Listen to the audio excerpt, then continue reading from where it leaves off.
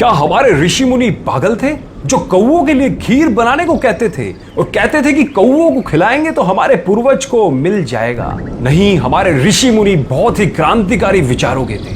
यह है सही कारण। जैसा कि आप जानते हैं कि पितृपक्ष के दिनों में कौओं को पितरों का प्रतीक मानकर भोजन कराया जाता है।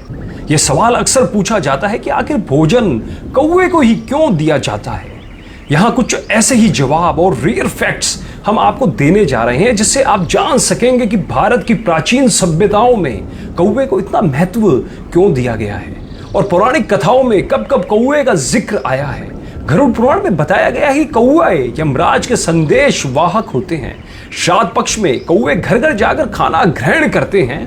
इससे यमलोक में स्थित पितृ देवी देवताओं को तृप्ति मिलती है। लेकिन इसका एक और वैज्ञानिक कारण है और वो है बरगद और पीपल के वृक्ष। ये दोनों वृक्षों के टेटे कौवे खाते हैं और उनके पेट में ही बीज की प्रोसेसिंग होती है। बिल्कुल सही कह रहा हूं, कौवे के पेट में इन बीजों की प्रोसेसिंग होती है और तब जाकर बीज उगने लायक होते हैं। उसके पश्चात कौवे जहां जहां बींट करते हैं, ध्यान दीजिएगा, कौवे जहां जहां बींट करते हैं वहां वहां पर यह दोनों वृक्ष उगते हैं। दोस्तों, आपको एक बात और बता दूं, पीपल केवल जगत का एकमात्र ऐसा वृक्ष है जो राउंड द क्लॉक ऑक्सीजन यानी O2 छोड़ता है और बरगद के औषधि गुण अपरंपार है। देखो, अगर अब ये दोनों वृक्ष को अगर हमें उगाना है तो बिना कौवे की मदद से संभव नहीं है, इसलिए कौओं को बचाना पड़ेगा। अब आपको एक बात और बताता हूं कि मादा कौवा भादो महीने में अंडा देती है और नवजात बच्चा पैदा होता है। तो इस नई पीढ़ी के उपयोगी पक्षी को पौष्टिक और भरपूर आहार मिलना जरूरी है। इसलिए हमारे प्राचीन ऋषि मुनियों ने कौओं के नवजात बच्चों के लिए हर छत पर श्राद्ध के रूप में पौष्टिक आहार की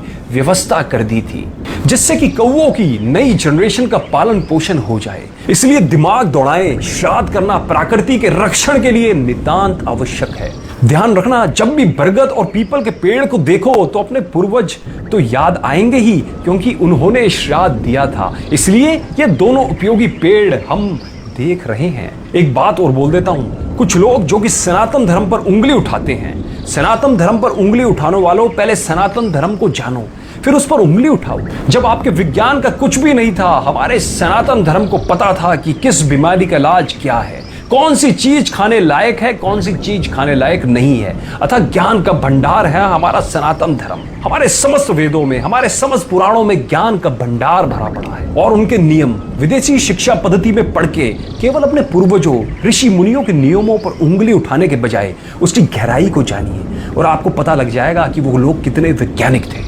दोस्तों, मैं आप सब लोगों से एक अपील करना चाहता हूं कि इस वीडियो को ज्यादा से ज्यादा शेयर करें, जिससे समस्त लोगों को हमारे सनातन धर्म के बारे में पता लग पाए और उन लोगों को यह भी पता लग पाए कि हमारे जो पूर्वज थे, जो हमारे ऋषि मुनि थे, वो कितने वैज्ञानिक आधार पर चीजों को सोचते थे, उनका आकलन करते थे। और सब लोगों को इस ज्ञान के बारे में जरूर बताएं।